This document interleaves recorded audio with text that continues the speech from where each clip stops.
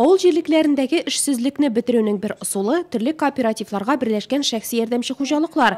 Кооперативлар авыл кешесенең матди хәлен яхшыртырга, җирлек территорияләрен үстергә булышыр дип көтелә. Семинар эшен башлап җибәргән Алмаз Әхмәтшин бу эштә авыл җирлекләре башлыкларына зур өметләр баглый. У нас нет другого пути. Вы должны понимать, что другого пути нет.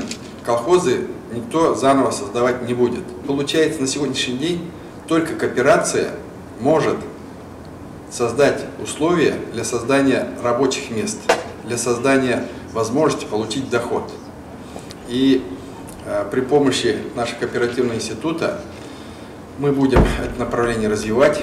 Бүгінгі көндә илдәге авыл хуҗалыгы продукциясының 50-60% кеше товар җитештерүчеләр өлеше, ләкин аларны сату зур проблема. Белгечләр фикеренчә, кооперативка берләшкән очракта аның әгъзалары үз товарларын югарырак бәягә сата, зуррак базарларга чыга алачак.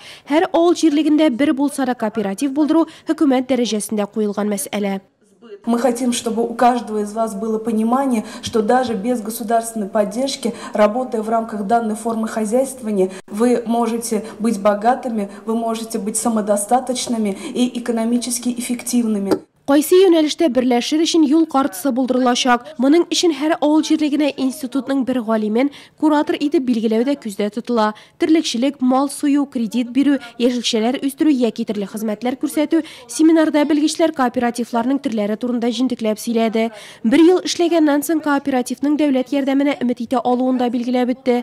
Кызыксынган затлар семинарның икенче өлешендә түгәрәк истәлләр артында кооператив эшен башлап җибәрү турында тулырак мәгълүмат алды.